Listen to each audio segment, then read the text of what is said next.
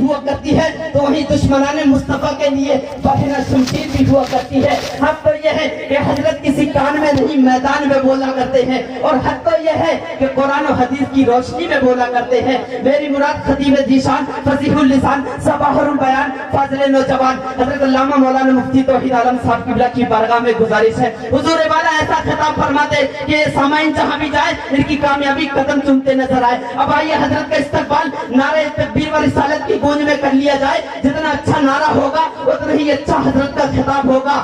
نعرہ تکبیر! کچھ لوگوں نے لگایا ہے، کچھ لوگوں نے نہیں لگایا ہے۔ لیڈر کے نام پر نہ کسی قائد کے نام پر، گھر گھر سجے ہیں حضور کی آمد کے نام پر، اور ہم کو مت سمجھو کسی پارٹی کا ترجمان۔ اجی ہم ہاتھ اٹھا رہے ہیں محمد کے نام پر، ہم ہاتھ اٹھا رہے ہیں محمد کے نام پر۔ نعرہ تکبیر! نعرہ رسالت! مسلک اعلیٰ حضرت! جشن غوث الورا کانفرنس! حضرت علامہ مولانا مفتی توحید عالم صاحب قبلہ! جشن غوث الورا کانفرنس!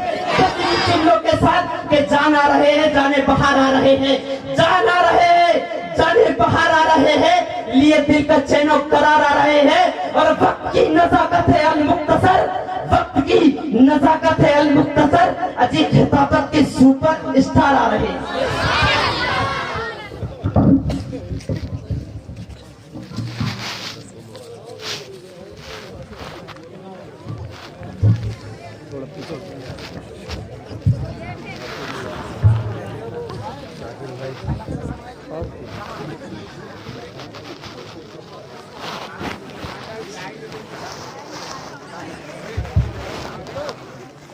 نور نور پر تشریف فرما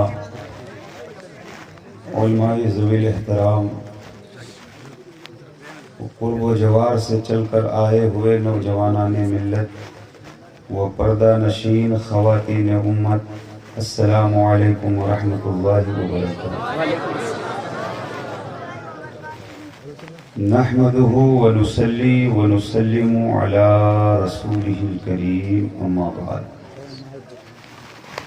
فقد قال الله تبارك وتعالى في القرآن المجيد والفرقان الحميد، فأعوذ بالله من الشيطان الرجيم، بسم الله الرحمن الرحيم، يا أيها الذين آمنوا قوا أنفسكم وأهليكم نارا وقودها الناس والحجارة، آمنت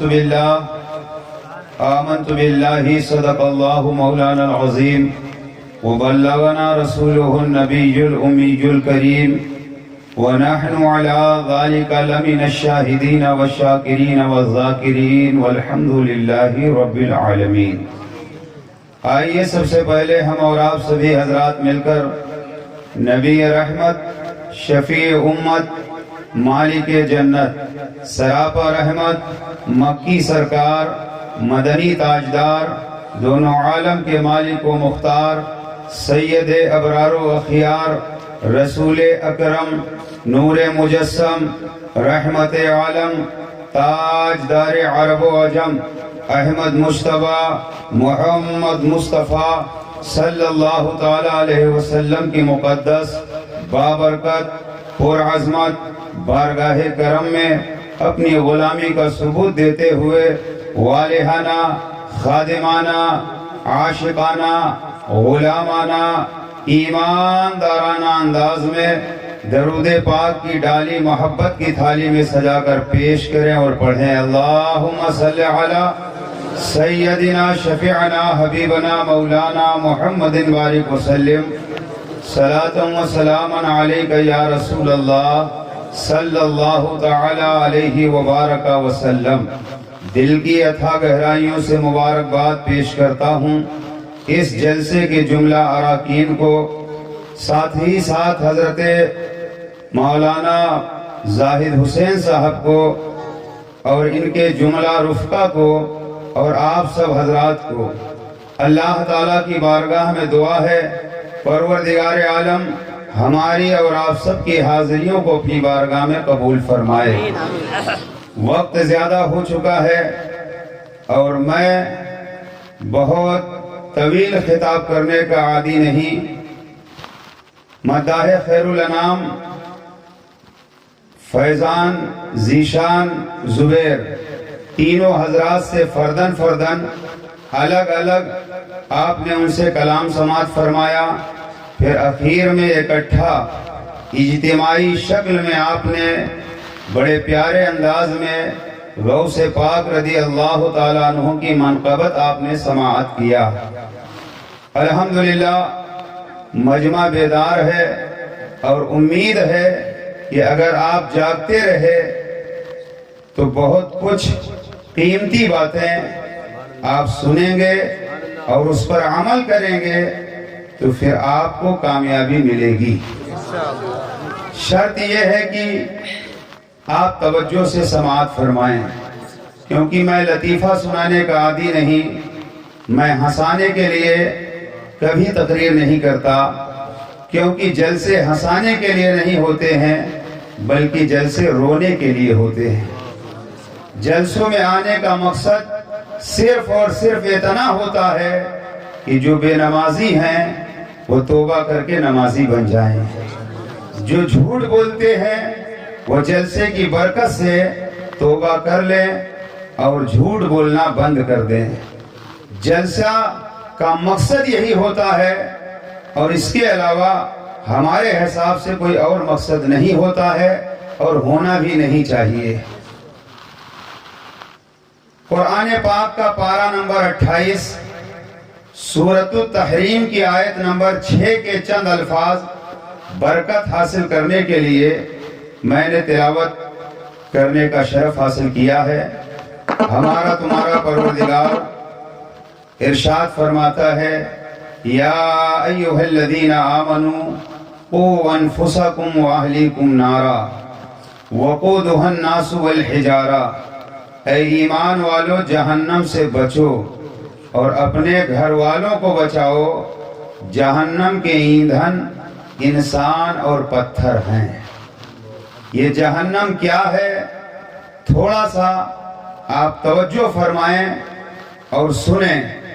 جہنم یہ آگ کا بہت بڑا گھر ہے جس کو اللہ نے کافروں کے لیے، مشرکوں کے لیے، مجرموں کے لیے، منافقوں کے لیے، گنہگاروں کے لیے عذاب دینے کے لیے تیار کر رکھا ہے۔ حدیث پاک کا ہم نے مطالعہ کیا تو پتہ چلا نبی کریم صلی اللہ علیہ وسلم نے ارشاد فرمایا کہ اللہ تعالیٰ نے جہنم کی آگ کو بھڑکانے کا حکم فرشتوں کو دیا۔ جہنم کی آگ جلتی رہی، بھڑکتی رہی، 1000 سال گزر گیا، جہنم کی آگ جلتے جلتے بالکل سرخ ہو گئی۔ اللہ نے حکم دیا جہنم کی آگ کو اور بھڑکایا جائے۔ 1000 سال تک جہنم کی آگ بھڑکتی رہی، یہاں تک کہ آگ بالکل سفید ہو گئی۔ پھر اللہ نے حکم دیا فرشتوں کو جہنم کی آگ کو اور بھڑکاؤ۔ 1000 سال تک جہنم جلتا رہا، بھڑکتا رہا، یہاں تک کہ جہنم کی آگ بالکل سیاہ کالی ہو گئی، اور اب جہنم کی آگ بالکل سیاہ ہے، بالکل کالی ہے۔ جبریل امین جو فرشتوں کے سردار ہیں، انہوں نے قسم کھا کر کہا، یا رسول اللہ صلی اللہ علیہ وسلم، جہنم کو سوئی کے نوک کے برابر اگر کھول دیا جائے تو اس کی گرمی سے پوری دنیا کے لوگ مر جائیں۔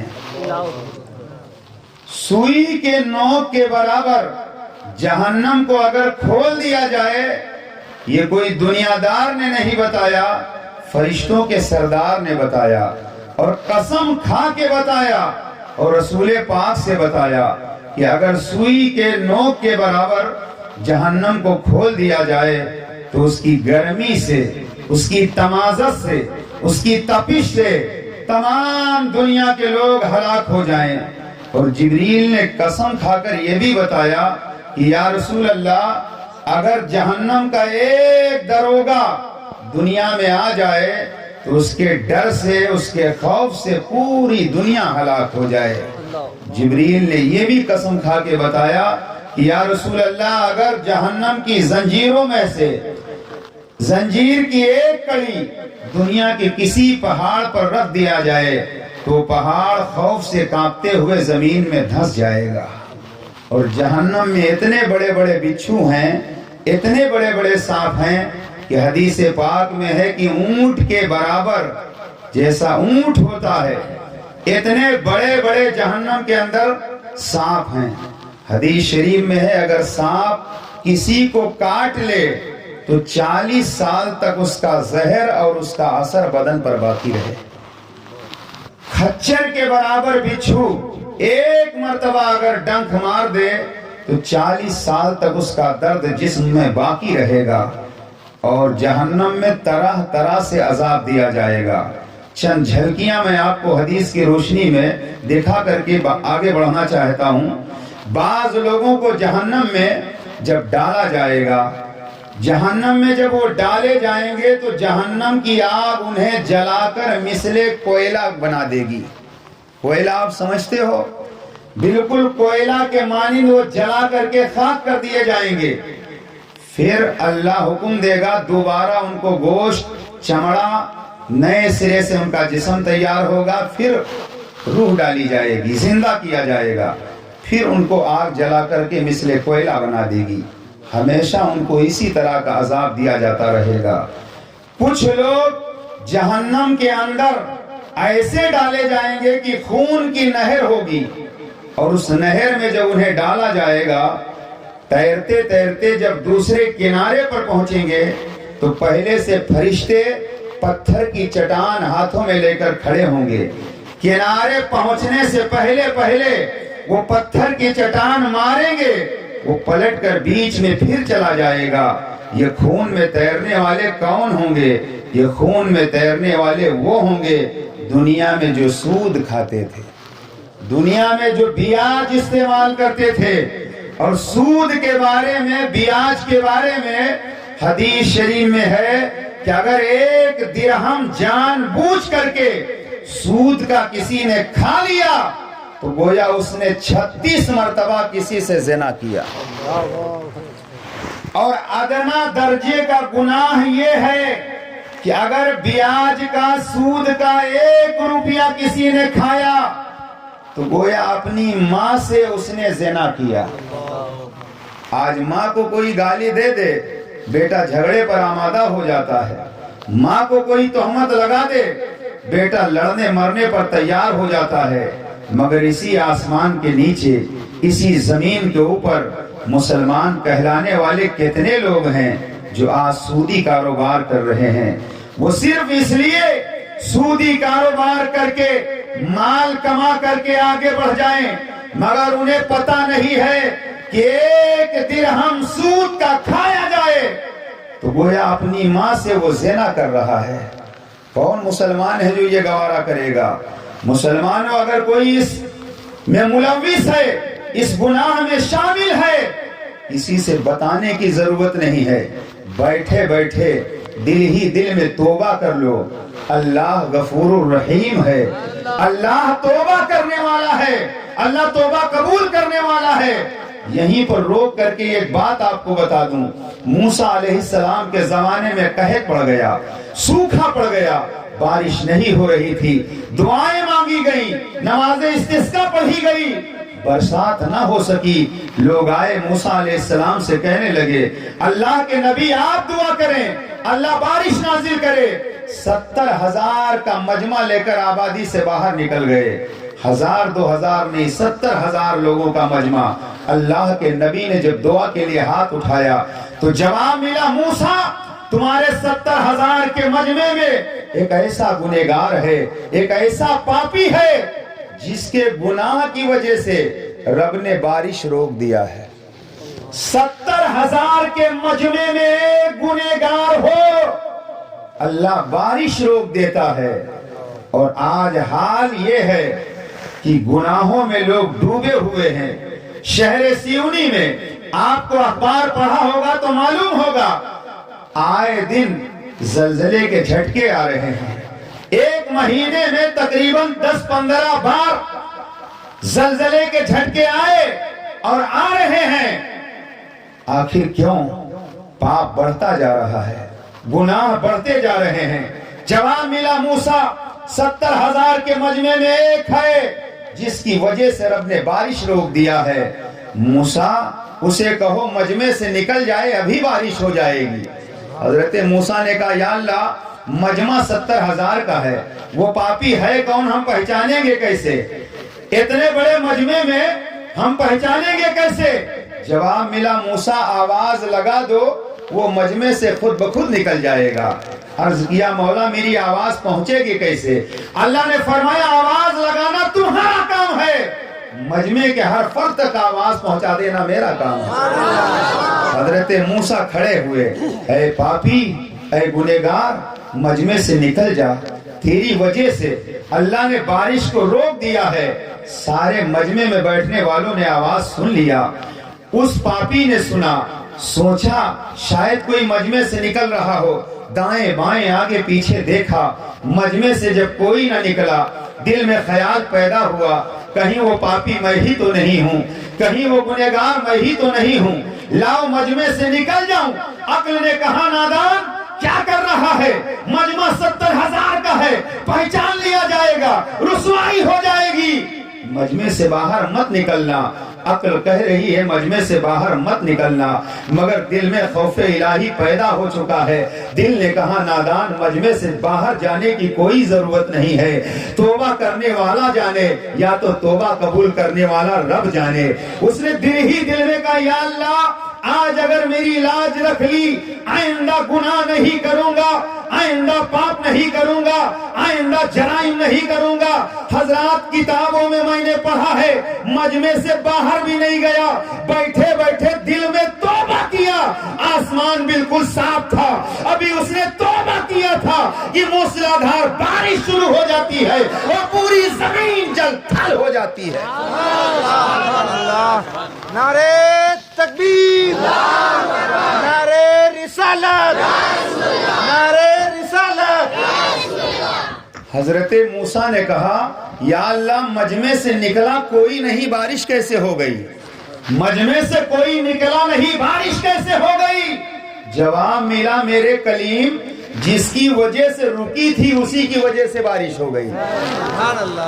کہا مولا ہم پہچان لیں وہ ہے کون؟ رب کی بارگاہ سے جواب ملا موسیٰ جب پاپ کر رہا تھا, گناہ کر رہا تھا, خطائیں کر رہا تھا, تب میری رحمتوں نے اسے رسوا نہ کیا. اب تو توبہ کر چکا ہے, اب تو گناہوں سے معافی مانگ چکا ہے, اب ہم اسے رسوا کیسے کریں گے؟ پتہ کیا چلا کہ توبہ وہی ہے کہ رات کی تنہائی میں جب سارے لوگ سو رہے ہوں بستر سے اٹھ جاؤ, وضو بناؤ, سجدے میں سر رکھ کر کے اللہ سے معافی مانگو. اللہ توبہ قبول کرنے والا ہے, یا تو توبہ کرنے والا جانے یا توبہ قبول کرنے والا رب جانے. کانوں کان کسی کو خبر نہ ہونے پائے. لیکن آج تو روتے بھی ہیں لوگ تو دکھانے کے لیے, آج روتے بھی ہیں تو لوگوں کو دکھانے کے لیے رونا کام آنے والا نہیں ہے. بات آگے کہاں سے بڑھی کہ سود اگر کوئی کھا رہا ہے تو عذاب ملے گا, اور خون کے دریا میں اس کو جب ڈالا جائے گا تو وہ تیرتا رہے گا, فرشتے پتھر پھینکتے رہیں گے. تو اگر کوئی اس گناہ میں مبتلا ہے بتانے کی ضرورت نہیں ہے, سچے دل سے توبہ کر لے, وہ اللہ توبہ قبول فرمانے والا ہے. آگے سنیں, میں اسی دوزخ کے اندر کچھ لوگوں کو ایک تنور جس میں روٹی لگائی جاتی ہے, اوپر سے دیکھنے میں چھوٹا, اندر سے کشادہ, اس میں ان لوگوں کو ڈالا جائے گا کہ جو دنیا میں زنا میں مبتلا ہے, وہ مرد ہوں یا عورت. زنا گناہ کبیرہ ہے. جب زمین پر زنا عام ہوتا ہے تو اللہ بارش کو روک دیتا ہے. زنا اتنا عام ہو چکا ہے کہ آج لوگ زنا کو گناہی تصور نہیں کر رہے ہیں, اور مغربی تہذیب نے انسان کو تباہ و برباد کر دیا ہے. اب بھی وقت ہے. اعلیٰ حضرت فرماتے ہیں آج لے ان کی پناہ آج مدد مانگوں سے کل نہ مانیں گے قیامت میں اگر مان گیا. زنا کے جرم میں کوئی اگر مبتلا ہے توبہ کر لے، اب بھی سویرا ہے. اور آگے سنیں، کسی کو گل پھڑا پھاڑ دیا جائے گا اور گرم گرم سنسی سے جب گل پھڑا پھاڑا جائے گا بدی تک وہ پہنچ جائے گا، لیکن دوسرا گل پھڑا جب پھاڑا جائے گا پہلا درست ہو جائے گا پھر پھاڑا جائے گا. اسی طرح اس کو عذاب ملتا رہے گا. اور جہنم میں روتے روتے جب آنسو ختم ہو جائیں گے لوگ خون روئیں گے، اور جب خون روئیں گے خون ختم ہو جائے گا، پیپ بہے گا، مواد بہے گا، اور وہ مواد پیپ آنسو اتنے ہوں گے کہ اگر دریا کے مانند کشتی ڈال دی جائے تو اس میں تیرنے لگے.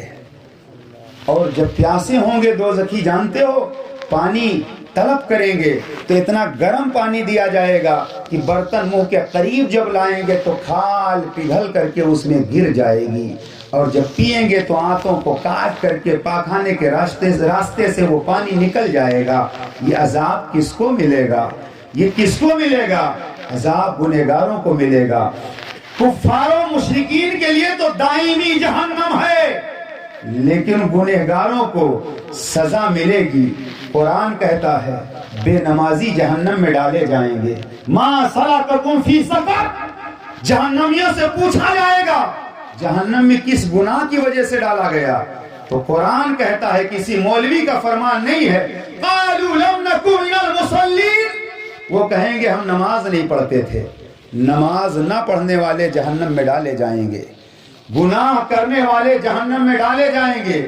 لیکن ایمان اگر رائی کے دانے کے برابر ہے گنہگار جہنم میں ڈالے جائیں گے، لیکن سزا کاٹنے کے بعد جہنم سے نکالے جائیں گے. اور اگر ایمان پر خاتمہ نہیں ہوا، بے ایمان بن کر کے کوئی مرا. ابھی ہمارے یہاں سیونی میں کچھ دن پہلے کچھ نوجوان پکنک منانے گئے تھے، اور نوجوان بہت پکنک مناتے ہیں، مسجد نہیں آئیں گے، محفلوں میں نہیں آئیں گے. وہ گئے اور ان کا تعلق بدعقیدگی سے تھا، وہ مر گئے. تو علماء سے لوگ سنتے رہے کہ اگر کوئی تالاب میں ڈوب کر مر جائے تو شہادت کا درجہ پاتا ہے. سنو، اگر دیوار گر جائے، مکان گر جائے، کوئی دب کے مر جائے شہادت کا درجہ پائے گا. اگر کوئی دریا میں تالاب میں ڈوب کر مر جائے شہادت کا درجہ پائے گا. اگر کوئی پیٹ کی بیماری میں مر جائے شہادت کا درجہ پائے گا. اگر باوضو وضو کی حالت میں کوئی مر جائے شہادت کا درجہ پائے گا.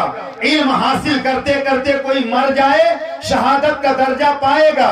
یہ تمام حکمن شہادت کا درجہ ملے گا، حکمی اعتبار سے شہادت کا درجہ ملے گا. مگر سب سے افضل شہید وہ ہے جو راہ مولا میں اللہ کی رضا کے لیے تلوار چلاتے چلاتے اپنی جان کا نذرانہ پیش کر دے، وہ سب سے اول درجے کا شہید. مگر سنو، شہادت کا درجہ اور یہ نماز، یہ روزہ، یہ اعمال، اس کا ثواب اور یہ عمل اسی وقت کام آئیں گے جب ایمان ہوگا. میں نے ایک جملہ کہا تھا، ارے تم تالاب میں ڈوبنے والے کو جنت کی طرف کھینچ کر پہنچانا چاہتے ہو، ارے تالاب میں نہیں، سمندر میں نہیں، بے ایمان کعبے کی چھت پر مر جائے وہ جنت میں نہیں جہنم میں جائے گا. اور ایمان والا دنیا کے کسی حصے میں مر جائے، نبی سے محبت ہے تو اس کا لاشا کھسکتے کھسکتے مدینہ پہنچ جائے.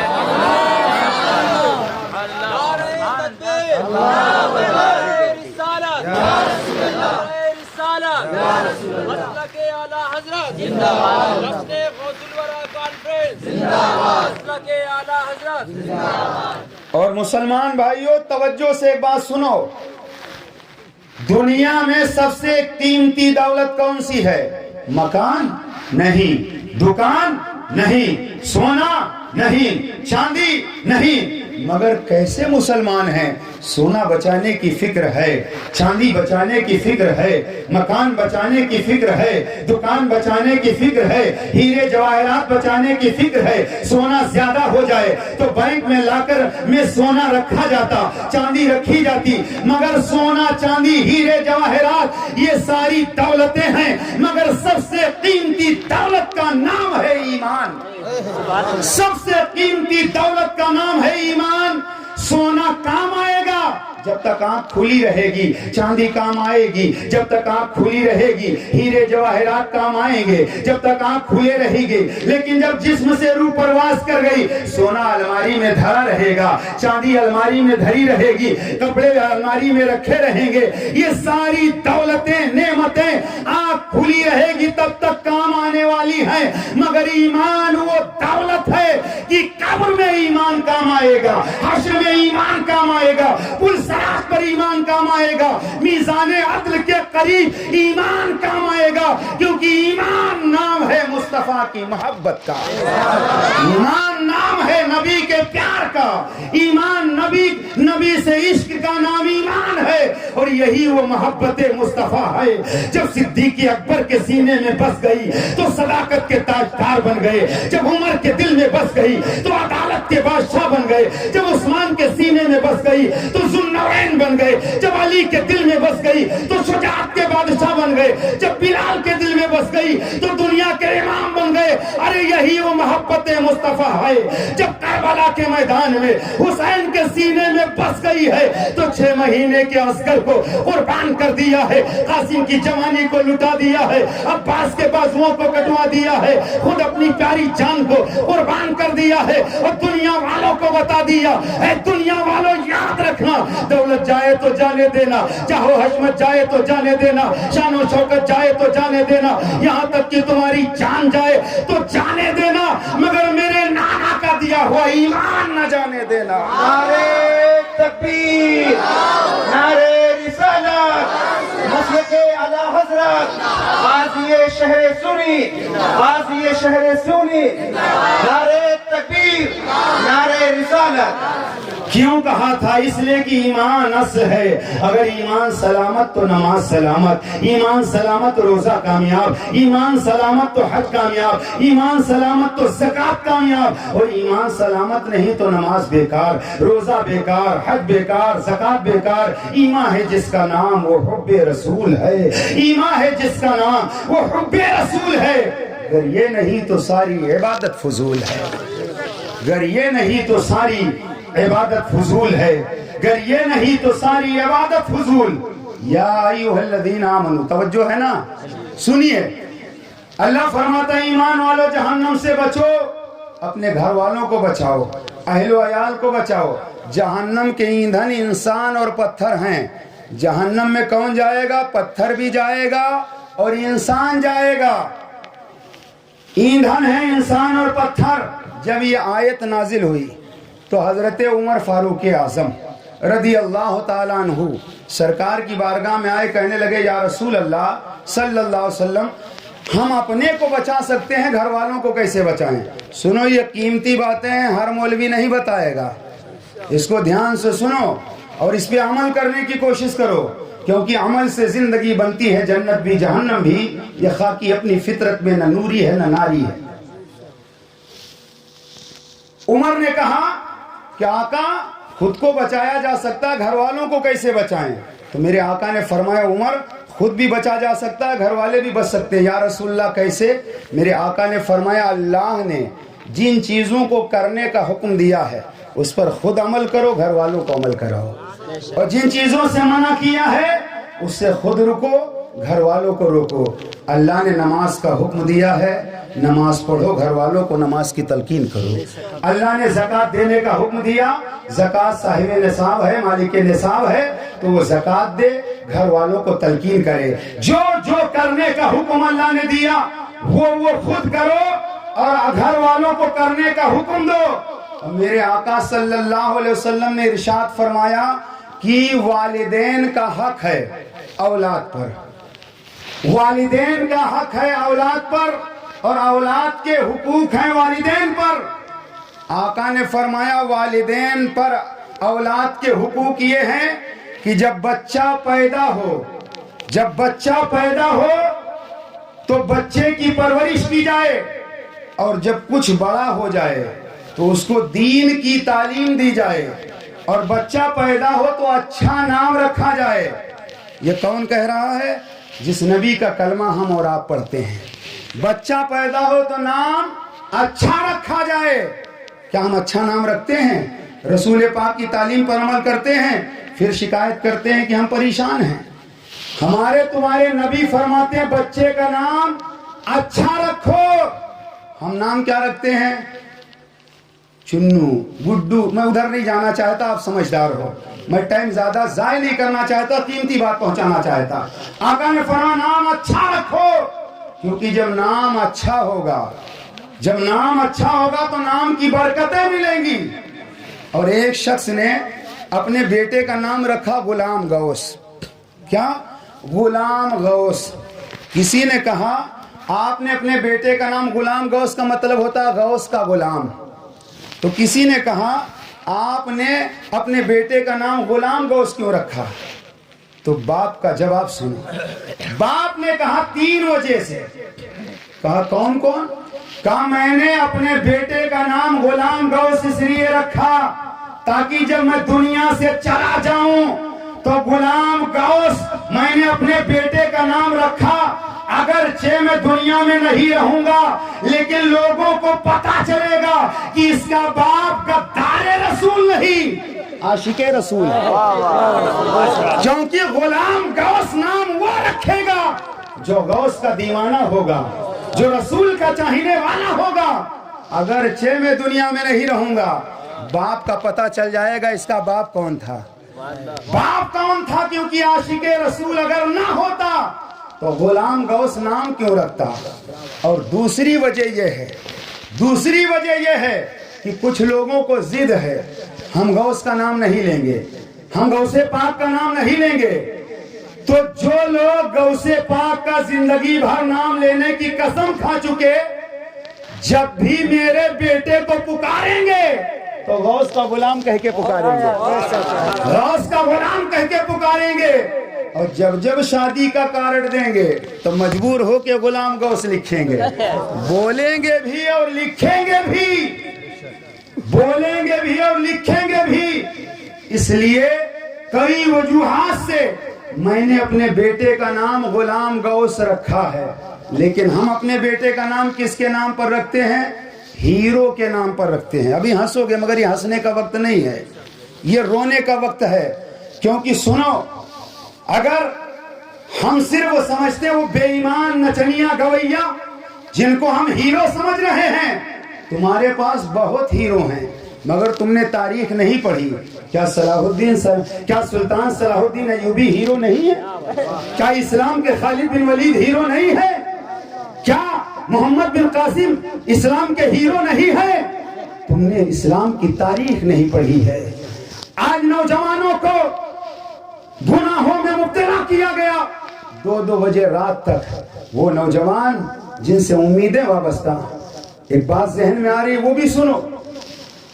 سلطان ٹیپو کا نام سن کر کے آج بھی باطل کے ایوان میں زلزلہ پیدا ہو جاتا ہے، مگر وہی سلطان ٹیپو سلطان، آپ نے ایک دایا کا دودھ پیا تھا، اور دایا کا آپ نے دودھ پیا تھا تو ایک رضائی بھائی تھا، جس وقت آپ کو دایا دودھ پلا رہی تھی اس کا ایک اپنا بیٹا تھا، اور وہ رضائی بھائی جب انگریزوں سے مقابلہ تھا اسی ہندوستان میں، تاریخ میسور پڑھو، مسلمانوں اپنی تاریخ جانو اور غور کرو، تو سلطان ٹیپو نے اپنے رضائی بھائی کو انگریزوں سے بات کرنے کے لیے بھیجا۔ 10-15 دن کے لیے رک گیا انگریزوں کے پاس، پلٹ کر نہیں آیا۔ خیموں میں آوازیں اٹھنے لگی، سلطان ٹیپو کے بھائی نے انگریزوں سے سمجھوتا کر لیا ہے۔ سلطان کی آنکھوں میں آنسو آ گئے، خیمے سے نکل کر سیدھے اپنی ماں جس نے دودھ پلایا تھا اس دایا کے پاس پہنچے. کہنے لگے امی جان تمہارے بیٹے نے میرے ساتھ دھوکہ کیا ہے. رضائی ماں نے کہا سلطان میرا بیٹا وہ دھوکہ نہیں دے سکتا ہے. کہا نہیں نہیں ماں, پورے خیمے میں آواز آ رہی ہے, ہر ایک تانا دے رہا ہے. ٹیپو سلطان کے رضائی بھائی نے انگریزوں سے سمجھوتا کر لیا ہے. تو اس وقت کی دایا نے کھڑے ہو کر کے کہا سلطان سنو, میرا وہ بیٹا سمجھوتا اس لیے نہیں کر سکتا کہ میرا دودھ خطا نہیں کر سکتا, میرا دودھ خطا نہیں کر سکتا. سلطان کہتے ہیں دایا ہوا کیا؟ تو دایا نے کہا میرے سلطان جب بھی میں نے تجھے دودھ پلایا ہے اور اپنے اس بیٹے کو دودھ پلایا ہے تو اللہ کی قسم میں نے بغیر وضو کے کبھی دودھ نہیں پلایا ہے, بغیر وضو کے کبھی دودھ نہیں پلایا ہے. حضرات پتا کیا چلا, جب ماں باوضو دودھ پلاتی تھی تو بیٹا ٹیپو سلطان ہوتا تھا, جب ماں باوضو دودھ پلاتی تھی بیٹا سلطان صلاح الدین ایوبی ہوتا تھا, جب ماں باوضو دودھ پلاتی تھی تب بیٹا وقت کا غوث اعظم ہوتا تھا. سبحان اللہ. نعرہ تکبیر, نعرہ رسالت, اہل سنت زندہ باد زندہ باد, غوث اعظم زندہ باد زندہ باد. بات دودھ کی چل رہی تو ایک مسئلہ بھی سن لوں. ہمیں جو عنوان دیا گیا انشاءاللہ عنوان کے دائرے میں رہ کر سمیٹتا جا رہا ہوں, گھبراؤ نہ. 20 سال ہو گیا ہے مجھ کو اسٹیج پہ تقریر کرتے ہوئے. میں چہرہ پڑھ لیتا ہوں کون سننا چاہتا ہے کون نہیں سننا چاہتا, اور آج لوگ وہی مقرر بلانا چاہتا ہے, وہی مقرر بلانا چاہتے ہیں لوگ کہ جو ان کی تعریف کرے. ہم تعریف کے مخالف نہیں ہیں, مگر جو تعریف کے لائق ہوگا ہم اس کی تعریف کریں گے, کیونکہ ہم بریلی والے لوگ ہیں. ہم سمجھوتا نہیں کرتے, آپ پروگرام میں بلاؤ یا نہ بلاؤ. ہم جھوٹی تعریف نہیں کرتے, ہم وہی بولیں گے جو سچ ہوگا, اور سچ کے علاوہ نہ جھوٹ کے ہم عادی ہیں اور نہ ہم جھوٹی تعریف کرتے ہیں. جس کو نہ اچھا لگے میری طرف سے اجازت ہے چپ چاپ سے جا کر کے سو جائے, مجھے کوئی شکایت نہیں ہے, مجھے کوئی شکایت نہیں ہے, کیونکہ میں اپنے خاندان والوں کا ذکر سنانے نہیں آیا ہوں, گھر والوں کا ذکر سنانے نہیں آیا ہوں. جس نبی کا کلمہ آپ پڑھتے ہو اسی نبی کا کلمہ ہم پڑھتے ہیں, جس غوث اعظم کا نعرہ آپ لگاتے ہو اسی غوث پاک کا نعرہ ہم لگاتے ہیں. تو اگر آپ کو اچھا لگے گا, اور سنو ایک بات اور ذہن میں آ رہی ہے, غوث پاک کا ذکر ہر آدمی نہیں سنتا ہے, جس کو میرے غوث پاک چاہتے ہیں وہی سنتا ہے. جسے چاہا در پہ بلا لیا, جسے چاہا اپنا بنا لیا, یہ بڑے کرم کے ہیں فیصلے, یہ بڑے نصیب کی بات ہے. تو مسئلہ سنو عوام میں, زاہد حسین صاحب مسئلہ سنو.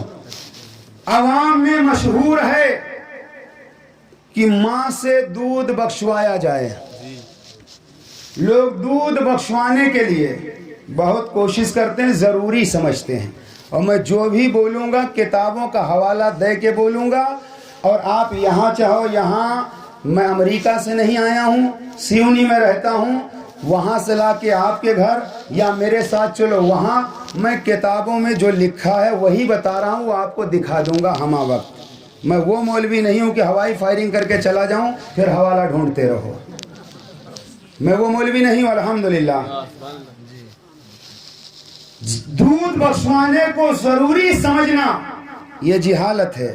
فتاوی بحر العلوم جلد ثانی جلد دوم کے اندر یہ مسئلہ موجود ہے. فتاوی بحر العلوم 6 جلد ہے, میرے پاس موجود ہے. اس میں لکھا ہوا ہے, جیسا کہ میں نے حدیث کی روشنی میں بتایا, کہ ماں باپ پر حق یہ ہے, والدین پر حق یہ ہے کہ وہ اچھا نام رکھیں, تربیت دیں, اور بچہ جب بڑا ہو جائے دین کی تعلیم دیں, بچہ جوان ہو جائے شادی کریں. والدہ پر حق ہے کہ بچے کو دودھ پلائے. تو ماں نے دودھ پلا کے اپنا حق ادا کیا ہے, احسان نہیں کیا ہے. ماں نے حق ادا کیا ہے, احسان نہیں کیا ہے. اس لیے کہ ماں پر حق ہے کہ وہ اولاد کو دودھ پلائے. تو माँ ने दूध पिला के हक अदा किया है अपना, और औलाद पर क्या हक है? औलाद सिर्फ दूध बख्शवाने ही के लिए परेशान। माँ के तो इतने हुकूक हैं कि जिंदगी तमाम हो जाएगी, माँ का हक अदा नहीं हो सकता। उलमा बताते रहते हैं, किसी ने अपनी माँ को कंधे पर बिठाकर 7 मरतबा हज कराया, तवाफ कराया, और कहा या अल्लाह मैंने हक अदा कर दिया माँ का, तो आवाज आई नादान, हक अदा करने की बात कर रहा है, तेरी पैदाइश के वक्त तेरी माँ को जो एक झटका आया अभी तूने उसका हक अदा नहीं किया है। तो दूध बख्शवाने की रस्म ये फजूल है, शरीयत से इसका कोई लेना देना नहीं है। यही बात बरेली शरीफ में पूछो, किछौछा में पूछो, जहां दिल चाहे पूरी दुनिया में पूछो, इसके अलावा मसला कोई और बता ही नहीं सकता है।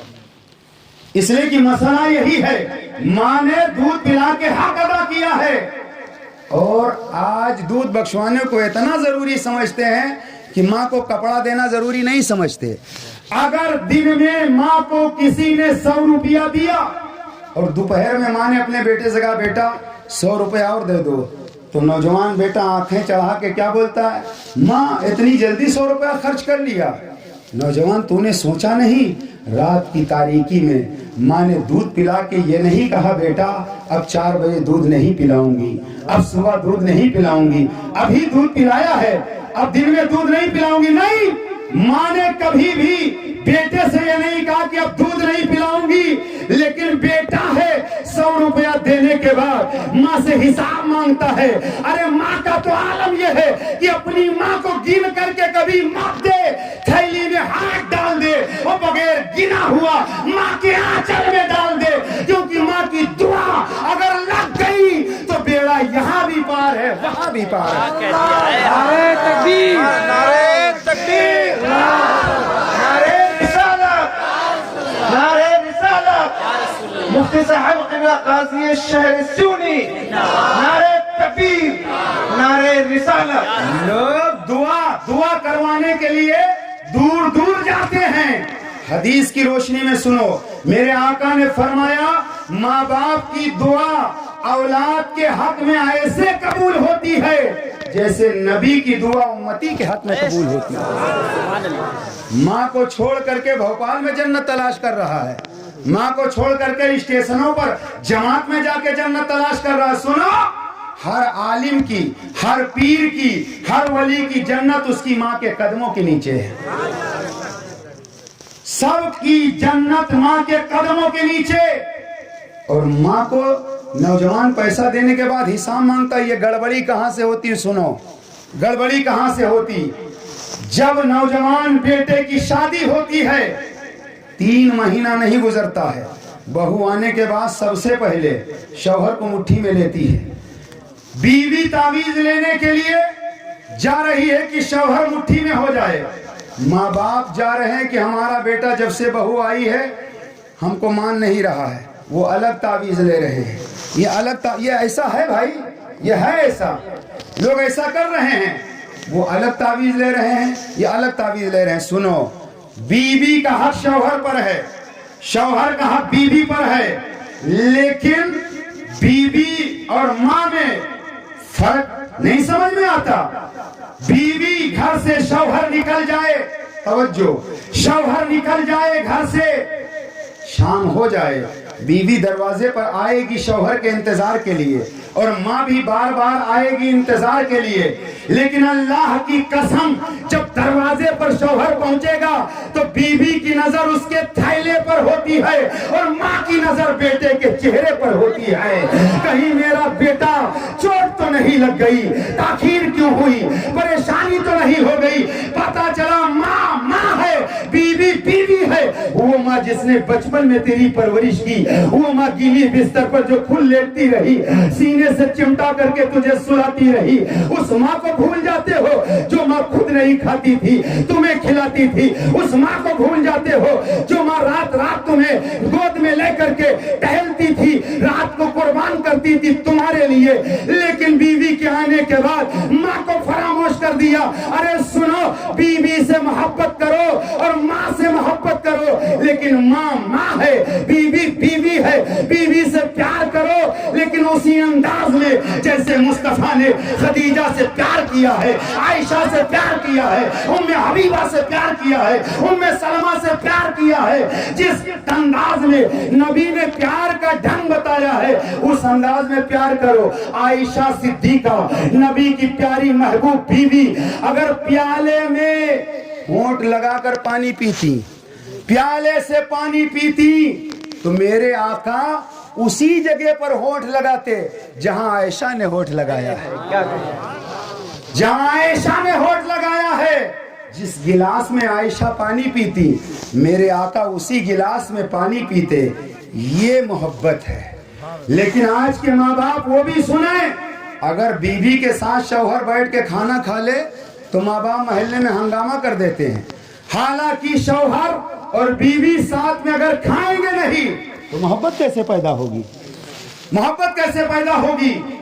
एक बात सुनो, जहन में आ रही। हजरत इमाम हसन रदी अल्लाह ताला अन्हु, इमाम हुसैन के बड़े भाई, वो अपनी माँ के साथ खाना नहीं खाते थे। किसी ने कहा इमाम हसन माँ के साथ खाना क्यों नहीं खाते? कहा माँ के अदब की वजह से। मैं डर रहा हूं कहीं माँ लुकमा ना उठाए और मैं पहले उठा लूं। अल्लाह अकबर। कभी आपने गौर किया माँ का अदब कितना है, माँ का प्यार कितना है?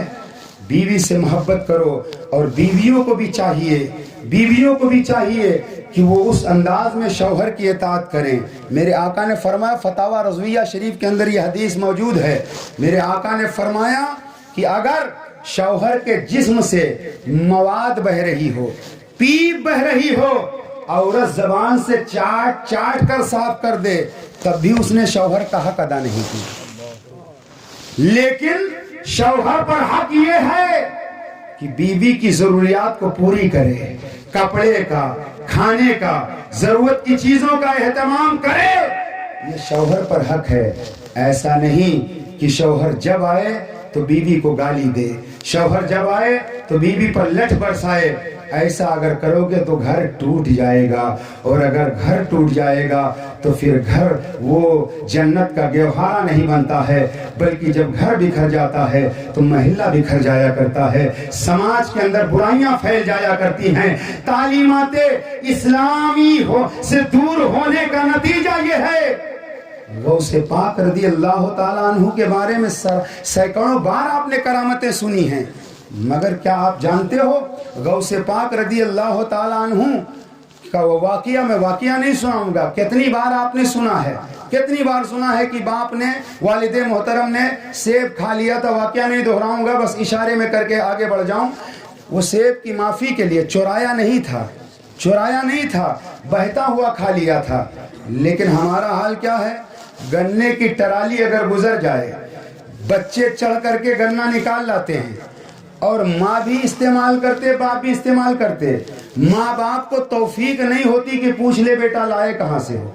यहीं पर रुको, इबरत हासिल करो। बायजीद बुस्तामी रहमतुल्लाह ताला अलैह बहुत बड़े वली गुजरे हैं, उलमा जानते हैं। बायजीद बुस्तामी 30 साल तक, कितने 30 साल तक नमाज पढ़ते रहे, इबादत करते रहे, मगर नमाज में लज्जत नहीं मिल रही थी, कैफ नहीं मिल रहा था। 30 साल इबादत करते रहे। एक दिन माँ के पास आए, कदमों को पकड़ लिया। माँ भी आबिदा जाहिदा वलिया थी। माँ से कहने लगे, अम्मी जान 30 साल हो गया नमाज पढ़ते हुए, लेकिन लज्जत नहीं मिल रही नमाज में। ए माँ, मैंने गौर किया, बज़ाहिर तो कोई गुनाह समझ में नहीं आ रहा है जो मैंने 30 साल के अंदर किया हो, लेकिन नमाज में लज्जत क्यों नहीं मिल रही? ए माँ, तू बताएगी। तो माँ आबिदा जाहिदा वलिया, माँ ने गौर किया, कहा बेटा मुझे भी कोई गुनाह तो याद नहीं आ रहा, लेकिन हाँ एक बात याद आ रही है। मैं अपनी छत पर मौजूद थी, पड़ोसी के छत पर मटके में सिरका रखा हुआ था। मैंने पड़ोसी की बगैर इजाजत के मटके में उंगली डाल करके जबान पर चख लिया था। बस बायजीद बुस्तामी फरमाते हैं, अम्मी जान यही वजह कि मुझे इबादत में लज्जत नहीं मिल रही है, आप जाओ पड़ोसी से माफी तलब करो। इतनी सी बात पर बायजीद बुस्तामी की माँ ने पड़ोसी से जा करके माफ़ी तलब किया कि बगैर इजाज़त के हमने ऐसा किया था। बायजीद बुस्तामी फरमाते हैं फिर मुझे इबादत में कैफ मिलने लगा, इबादत में लज्जत मिलने लगी। ऐ लोगों, उलमा से पूछते हो नमाज में वसवसे क्यों आते हैं, नमाज में खड़ा होता दिल में क्यों नहीं लगता?